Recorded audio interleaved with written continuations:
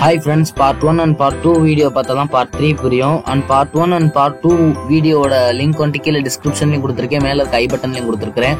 நீங்கள் கிளிக் பண்ணி பார்த்துக்கோங்க. நம்ம சேனல் புதுசாக இருந்தீங்கன்னா மறக்காம சப்ஸ்கிரைப் பண்ணிக்கோங்க. சப்ஸ்கிரைப் பண்ணி அது பக்கத்தில் இருக்க பெல் ஐக்கனை கிளிக் பண்ணுங்க. அப்போ தான் நான் எப்போல்லாம் வீடியோஸ் அப்லோட் பண்ணுறேன்னா அது உங்களுக்கு நோட்டிஃபிகேஷன் வரும். ஸோ வாங்க வீடியோக்குள்ளே போகலாம்.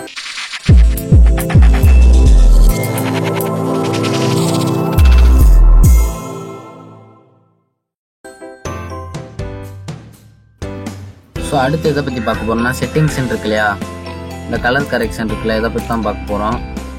இது வந்துட்டு இன்பில்டாகவே சைடில் இருக்கும்.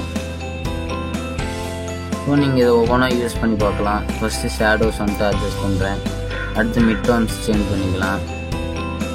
தென் ஹைலைட்ஸு, அதுக்கப்புறம் சேச்சுரேஷன் வந்துட்டு இன்க்ரீஸ் பண்ணிக்கலாம், டிக்ரீஸ் பண்ணிக்கலாம். டிக்ரீஸ் பண்ணால் பிளாக் அண்ட் ஒயிட்டில் இருக்கும், இன்க்ரீஸ் பண்ணால் கொஞ்சம் ரொம்ப கலர்ஃபுல்லாக இருக்கும். இப்போ காமாங்கிறதும் அதே மாதிரி தான், ஒயிட் கலரில் இருக்கும். ரொம்ப டிக்ரீஸ் பண்ணிங்கன்னா பிளாக் மாதிரி ஆயிரும். கான்ட்ராஸ்ட்டு இன்க்ரீஸ் பண்ணிங்கன்னா ஒயிட் கலர் கிட்ட வரும், ரொம்ப டிக்ரீஸ் பண்ணிங்கன்னா பிளாக் மாதிரி ஆயிரும். பிரைட்னஸ் இன்க்ரீஸ் பண்ணிக்கலாம், டிக்ரீஸ் பண்ணிக்கலாம். தென் அடுத்து கெயின் அதே மாதிரி தான். இப்போ இந்த கலர் கரெக்ஷனில் மெயின் பார்த்தாச்சு. அடுத்து பேலன்ஸ் பார்க்கலாம். பேலன்ஸ்னால் இங்கே கலர் பிக்கர் யூஸ் பண்ணி ஏதாச்சும் கலர் சேஞ்ச் பண்ணிக்கோங்க. ஸோ இதுதான் பேலன்ஸு. ஸோ நான் அண்டோ கொடுத்துக்கிறேன். தென் அடுத்து ஆர்ஜிபி, ரெட் கிரீன் ப்ளூன்னு அர்த்தம். ரெட் கிரீன் ப்ளூன்னு இங்கே ஒவ்வொரு இதுக்கும் நீங்கள் சேஞ்ச் பண்ணிக்கிட்டே இருக்கலாம். ரெட் கலர் தான் வேணும், க்ரீன் கலர் தான் இன்க்ரீஸ் பண்ணணும், ப்ளூ இன்க்ரீஸ் பண்ணால் பண்ணிக்கலாம்.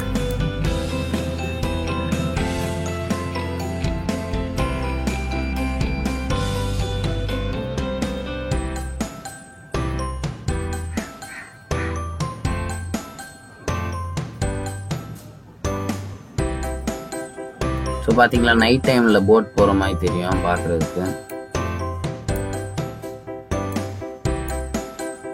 தென் அடுத்து வந்துட்டு HSV, hue, saturation and value. ஹியூனா கலர் சேஞ்ச் ஆகும்,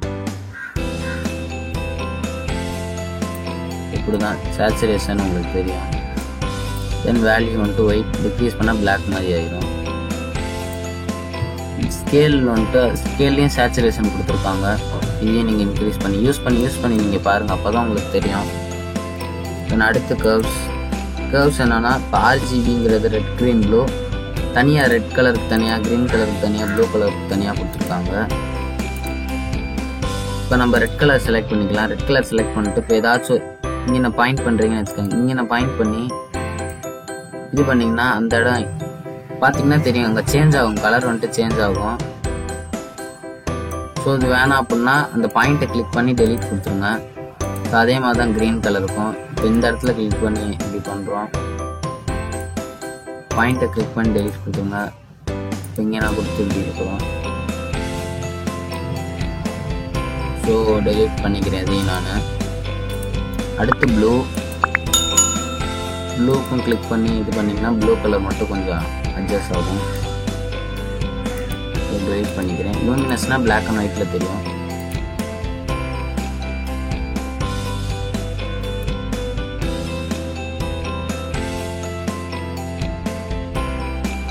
ஸோ இப்போ அடுத்து எதை பற்றி பார்க்க போகிறோம்னா, VFX செக்ஷன்லேயே கிராஃப் செக்ஷனை பற்றி தான் பார்க்க போகிறோம். இப்போ நமக்கு ஆடியோ தேவைப்படாது, அதனால அதை நான் லாக் பண்ணிக்கிறேன். இந்த கிராஃப் செக்ஷன் பார்க்குறதுக்கு முன்னாடி ஒரு வீடியோ ட்ராக் ஆட் பண்ணிக்கலாம்.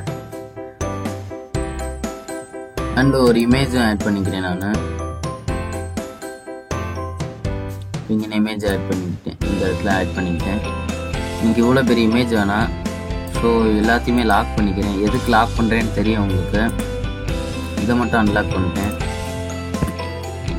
ஏன்னா அப்போ தான் அந்த V1ங்கிற ட்ராக்கில் பண்ணுற சேஞ்ச் வந்துட்டு மற்ற ட்ராக்லாம் வராது, அதாவது மற்ற லேயரில் வந்துட்டு கட் ஆகாது. ஸோ இப்போ VFX செக்ஷன் போயாச்சு. இந்த இமேஜோட சைஸை வந்துட்டு டிக்ரீஸ் பண்ணோம். உங்களுக்கு தெரியும் என்ன பண்ணணுன்ட்டு. ஆட் கொடுத்து 2D DV கொடுக்கணும். ஏன்னா இது கொடுத்தா 2D DV ஆட் பண்ணால் மட்டும்தான் சைஸ்லாம் சேஞ்ச் பண்ண முடியும். 3D DVயும் கொடுக்கலாம், ஏன்னா நம்ம இதெல்லாம் ரொட்டேட் பண்ண போகிறதெல்லாம் கிடையாது இமேஜை. ஸோ இப்போ சைடில் பிளாக் கலரில் இருக்கிறதுனால இதை நான் கிராப் பண்ணிக்கிறேன். எனக்கு இந்த வேல்யூ தெரியும், கிராப் பண்ணுற சைடில் இருக்க வேல்யூ. ஸோ 22, ரைட் சைடும் 22. இல்லாட்டினா நீங்கள் ஸ்லைடர் யூஸ் பண்ணி பார்க்கலாம். ஸ்லைடர் யூஸ் பண்ணால் ஆட்டோமேட்டிக்காக அந்த சைடில் இருந்த வேல்யூ பாருங்களேன், இதுவும் சேஞ்ச் ஆகும். ஸோ நான் 22 வச்சுட்டேன். இப்போ இந்த இமேஜை வந்துட்டு இந்த இடத்துல வச்சிருக்கிறேன்.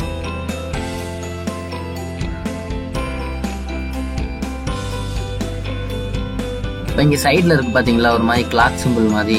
இதை நீங்கள் எனேபிள் பண்ணாதான் கிராஃப் செக்ஷனே காட்டும், அதாவது கிராஃப் அதுக்கு எனேபிள் ஆகும். ஸோ இப்போ இதை எனேபிள் பண்ணிக்கோங்க. இப்போ கிராஃப்ஸ்க்கு போய் பார்த்தீங்கன்னா தெரியும் பொசிஷன் எக்ஸ், ஏன்னா நம்ம பொசிஷன் எக்ஸுக்கு வந்துட்டு எனேபிள் பண்ணியிருக்கோம். ஸோ அதனால அங்கே காட்டுது. பொசிஷன் எக்ஸ்க்கு எனேபிள் பண்ணியாச்சு. இப்போ கிராஃப்ஸ்க்கு போங்க. இப்படி தாங்க கிராஃப் இருக்கும். என்ன பண்ணணும்னா இப்போ இந்த இமேஜோட செகண்ட் வந்துட்டு எவ்வளோ நான் கொடுத்துருக்கேன்னா 9 செகண்ட் கிட்ட இருக்குது. இப்போ ஒரு 4th செகண்ட் கிட்ட 4வது செகண்ட் கிட்ட இந்த இமேஜ் வந்துட்டு இந்த இடத்துக்கிட்ட வரணும். ஸோ அதுக்கு என்ன பண்ணுறேன்னா இப்போ இதை மூவ் பண்ணனா அங்கே கிராஃப் மாறுறது உங்களுக்கு தெரியும். ஸோ இப்போ வந்துட்டு ப்ளே பண்ணி பார்க்கலாம் எப்படி இருக்கு. நமக்கு ஆடியோ தேவையில்லை, அதனால நான் லாக் பண்ணிக்கிறேன். ப்ளே பண்ணுறேன், கேளுங்க பாருங்க.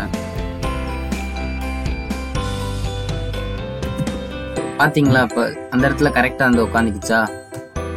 இப்போ இந்த 0.8ன்னு ஒரு வேல்யூ இருக்கு பாத்தீங்களா, இதை வந்துட்டு ஞாபகம் வச்சுக்கோங்க.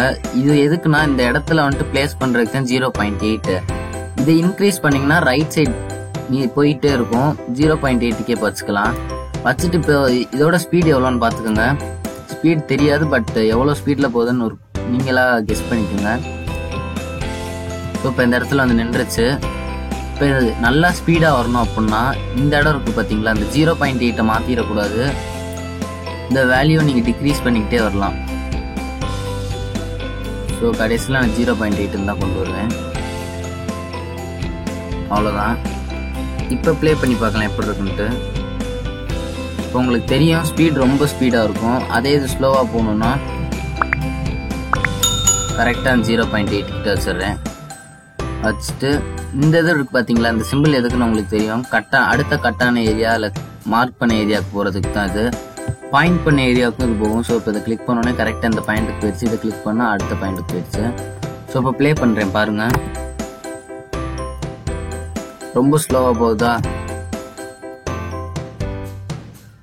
இதோட மேக்ஸிமம் ஸ்லோவாக போகிறதே இவ்வளோதான், 0.8 டெஸ்ட்டு. இதுக்கு மேலே ஸ்லோ பண்ண முடியாது, ஏன்னா கிராஃபோட லென்த் அவ்வளோதான்.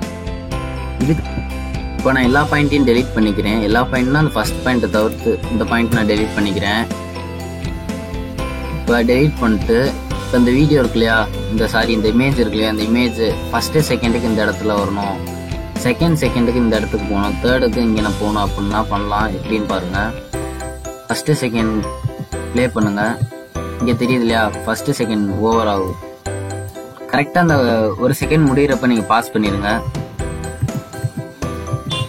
அவ்வளோதான். இப்போ இந்த இடத்துல வந்துட்டு மூவ் பண்ணிங்கன்னா கிராஃப் சேஞ்ச் ஆகிற பார்க்கலாம். அடுத்து 2வது செகண்ட் பாருங்க, மொத்தம் 23 ஃப்ரேம் ரேட் தான் இருக்கும்.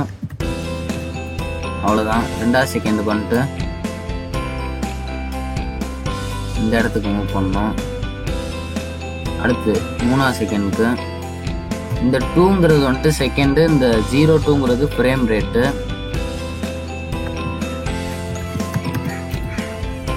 ஸோ இப்போ வந்துட்டு 3வது செகண்டுக்கு இந்த இடத்துக்கிட்ட இருக்கணும். ஸோ இப்போ ப்ளே பண்ணி பார்க்கலாம். பார்த்தீங்கன்னா தெரியும் கரெக்டாக ப்ளே ஆச்சு. இது வந்துட்டு இந்த ஃபர்ஸ்ட் இது. இதுக்கப்புறம் பாருங்க கொஞ்சம் ஸ்பீடாக போகும். தென் இந்த பாயிண்ட் அவ்வளோதான். அடுத்து என்னன்னா இப்போ இந்த எல்லா பாயிண்ட்டையும் நம்ம ரிமூவ் பண்ணிக்கலாம். கிளிக் பண்ணி செலக்ட் பண்ணிக்கோங்க. டெலீட் கொடுத்தா ரிமூவ் ஆயிரும், மைனஸ் கொடுத்தாலும் ரிமூவ் ஆயிரும். இப்போ இது வந்துட்டு ஒரு ஸ்கொயர் பாத்தில் இது போயிட்டு வரணும் இந்த இமேஜ். அதுக்கு என்ன பண்ணணும்னா ஸ்கொயர் பாத்துன்னு இல்லை, நீங்கள் எந்த பாத்துனாலும் வச்சுக்கலாம். இப்போ நான் ஒரு எக்ஸாம்பிளுக்கு ஸ்கொயர் பாத் எடுத்துருக்கிறேன். பொசிஷன் எக்ஸ்ன்னு மட்டும் கொடுக்கக்கூடாது, ஏன்னா இது வந்துட்டு ஒய் ஆக்சிஸ்க்கு உண்டான மேலே போச்சுனாலே அது ஒய் ஆக்சிஸ் தான். ஸோ எக்ஸ் ஆக்சிஸ்னா இந்த சைடு மட்டும்தான் போகும். ஸோ அதனால் பொசிஷன் எக்ஸும் நீங்கள் எனேபிள் பண்ணிக்கலாம். பொசிஷன் எக்ஸுக்கு போயிட்டு இப்போ கிராஃபிக்ஸ்க்கு எனேபிள் பண்ணியாச்சு. இப்போ வந்துட்டு இந்த செகண்டுக்கு, அதாவது 2வது செகண்டில் வந்துட்டு இந்த இமேஜ் இங்கே இருக்கணும். அடுத்த 4வது செகண்டில் வந்துட்டு இந்த இடத்துக்கிட்ட இருக்கணும். நீங்கள் பார்த்தீங்கன்னா தெரியும், பொசிஷன் எக்ஸும் பொசிஷன் ஒய் கிராஃபும் மாறுறது தெரியும். அடுத்து 6வது செகண்ட் கிட்ட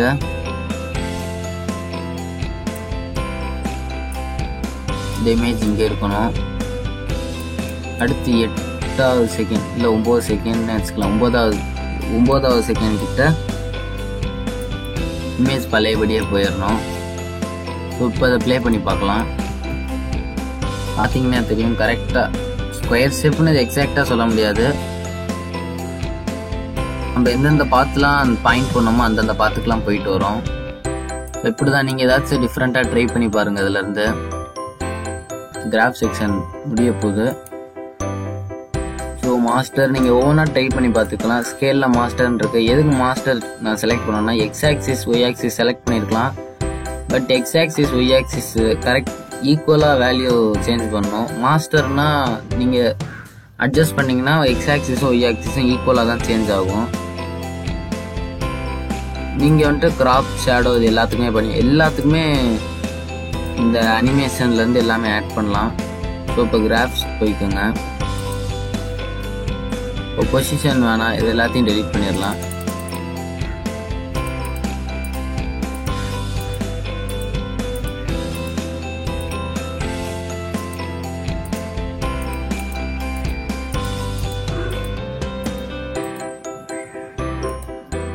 இது எல்லாத்தையும் டெலீட் பண்ணியாச்சு.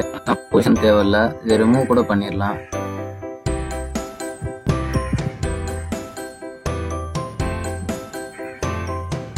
பொசிஷன் ரிமூவ் பண்ண அதை கிளிக் பண்ணி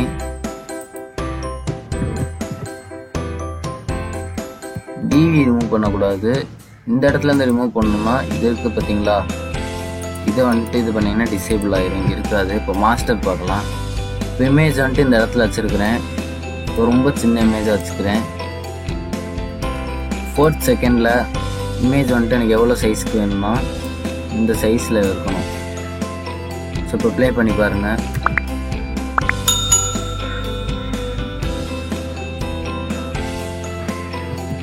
ஸோ அவ்வளோதான் ஃப்ரெண்ட்ஸ். இல்லாட்டினா இருங்களேன், இப்போ நான் அந்த 9வது செகண்ட் இருக்கு இல்லையா,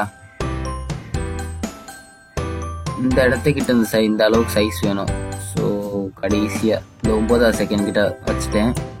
பார்த்தீங்கன்னா ஸ்லோவாக பெருசாகும் இந்த இமேஜு. அண்ட் இதுக்கு முடிய போகிற இடத்துக்கிட்ட டிரான்சிஷன் ஆட் பண்ணலாம், எஃபெக்ட் ஆட் பண்ணிக்கலாம். டிரான்சிஷன் எஃபெக்ட் எல்லாமே உங்களுக்கு ப்ரீவியஸாகவே சொல்லி கொடுத்துருப்பேன்.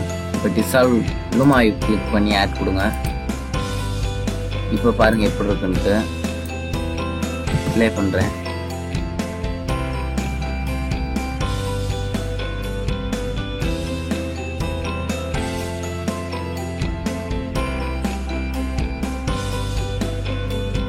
பார்த்தீங்கன்னா தெரியும், இதான் லூமா வைப். இதை நீங்கள் டிக்ரீஸ் பண்ணிக்கலாம். இந்த சைடு நீங்கள் இன்க்ரீஸ் பண்ணிங்கன்னா அடுத்த இமேஜுக்கு வர்றதுக்கு முன்னாடியே இது ஹைட் ஆயிரும்.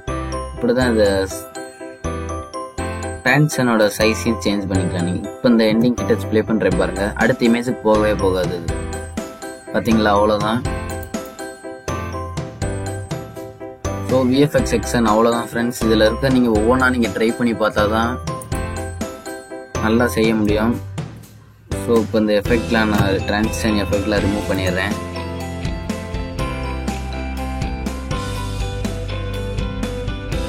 இந்த ட்ராக்கையும் நான் ரிமூவ் பண்ணிடுறேன். ஆடியோ பற்றி பார்க்க போகிறோம், ஆடியோ செக்ஷன் பற்றி பார்க்க போகிறோம். ஸோ நமக்கு இந்த வீடியோ ட்ராக்கும் தேவையில்லை, டிலீட். ஏன்னா வெறும் ஆடியோ மட்டும் தான் அங்கே இருக்கும். ஆடியோ ட்ராக் போயாச்சு. ஆடியோ செக்ஷனோட இன்டர்ஃபேஸ் வந்துட்டு இப்படி தான் இருக்கும். அண்ட் இப்போ இந்த சாங் இருக்குது, இந்த சாங்கில் ஒரு வார்த்தையை மட்டும் கட் பண்ணணும் அப்படின்னா இப்போ இருங்க கேளுங்க இந்த சாங்கை. ஹேஷன் இருக்கு இல்லையா, அதை மட்டும் நம்ம கட் பண்ணோம் அப்படின்னா இதை கொஞ்சம் ஜூம் பண்ணிக்கோங்க. ஜூம் பண்ணிங்கன்னா கரெக்டாக அந்த வேர்டு மட்டும் நமக்கு கிடைக்கும். இந்த இடத்துல ஒரு சி கொடுக்குறேன், கட் ஆயிடுச்சு.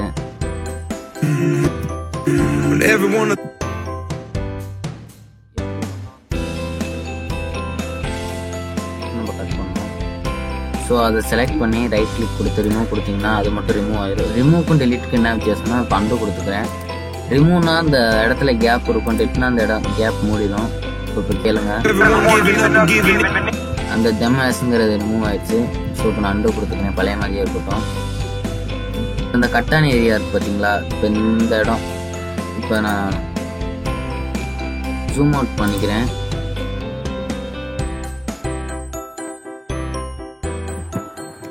இப்போ நீங்க உங்க கர்சரை இந்த இடத்துக்கிட்ட கொண்டு வந்தீங்கன்னா ஒரு சின்ன டாட் வச்ச பாக்ஸ் மாதிரி இருக்கும். அதை நீங்க ஷ்ரிங்க் பண்ணீங்கன்னா உங்களுக்கு வால்யூம் வந்துட்டு டிக்ரீஸ் ஆகும், அண்ட் எக்ஸ்டெண்ட் பண்ணீங்கன்னா வால்யூம் வந்துட்டு இன்க்ரீஸ் ஆகும். இப்போ நான் வந்துட்டு ஷ்ரிங்க் பண்ணிக்கிறேன். இப்போ உங்களுக்கு இது பண்ண கஷ்டமா இருந்துச்சுன்னா இங்க ரைட் சைட்ல இருக்க பாக்ஸஸ்லயே நீங்க வேல்யூ டைப் பண்ணிக்கலாம். ஸோ இப்போ நான் ப்ளே பண்றேன், கேளுங்க.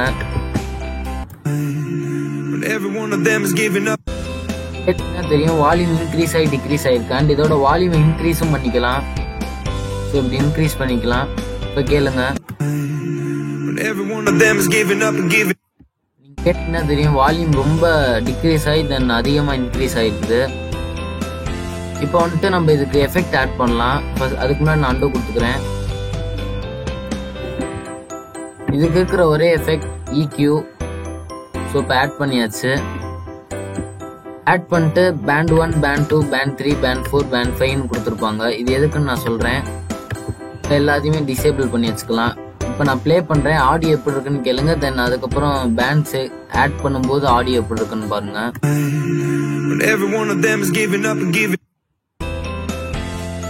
பேண்ட் 1 வந்துட்டு ஆட் பண்ணி அப்படியே ஆடியோ ப்ளே பண்றேன், கேளுங்க. பேண்ட் 2 ஆட் பண்றேன். பேண்ட் 3 ஆட் பண்றேன். தென் பேண்ட் 4 அண்ட் பேண்ட் 5 ஆட் பண்றேன். இப்போ உங்களுக்கு தெரிஞ்சிருக்கும், நான் ஒவ்வொரு பேண்டா ஆட் பண்ண வால்யூம் வந்துட்டு ரொம்ப டிக்ரீஸ் ஆகிக்கிட்டே போனது தெரிஞ்சிருக்கும். இப்போ பேண்ட் 1 நான் டிசேபிள் பண்ணி வச்சுக்கிறேன். ஃப்ரீக்வன்சி வந்துட்டு நம்ம இன்க்ரீஸ் பண்ணலாம், டிக்ரீஸ் பண்ணலாம். ஸோ இப்போ ஃப்ரீக்வன்சியை வந்துட்டு ப்ளே பண்ணிட்டு ஃப்ரீக்வன்சி இன்க்ரீஸ் அண்ட் டிக்ரீஸ் பண்ணுறேன். அப்போ தான்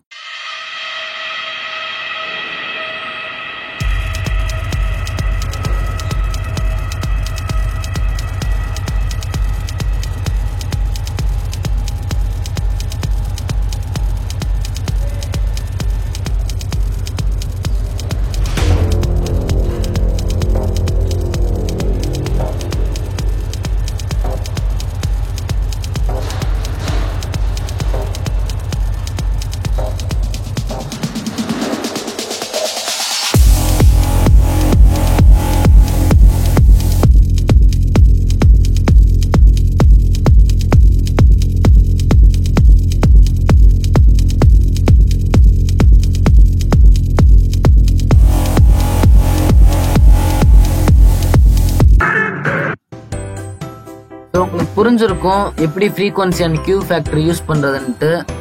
தென் இந்த ரைட் சைட்ல வந்துட்டு ஆடியோ அட்ஜஸ்டர் கொடுத்துருப்பாங்க. A1 A2. இப்போ நான் அந்த A3 A4 டிசேபிள் பண்ணதுனால இங்கே காட்டல.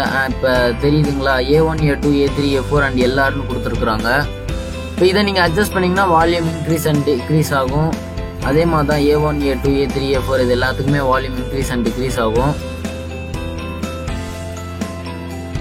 இப்போ நீங்கள் A1ல என்னென்ன சேஞ்ச் பண்ணுறீங்களோ அது எல்லாமே A2க்கும் சேஞ்ச் ஆகிருக்கும். ஸோ பாருங்கள், ஃப்ரீக்வன்சி நீங்கள் இப்போ வந்துட்டு நான் ஃப்ரீக்வன்சி ஒரு 6549 வச்சுருக்கேன். ஸோ அதே தான் A2லையும் இருக்குது.